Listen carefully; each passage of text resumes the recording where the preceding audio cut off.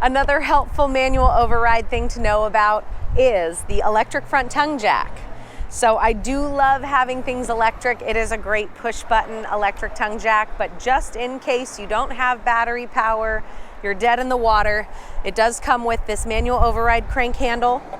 It fits right down inside of here, and all of a sudden you are cranking away. We're dropping, and it's a little bit tighter if we need to go up to raise it up above the truck. As you can see, it's not really resistant. I'm not a bodybuilder. It's pretty easy to do. This can definitely save you in a pinch.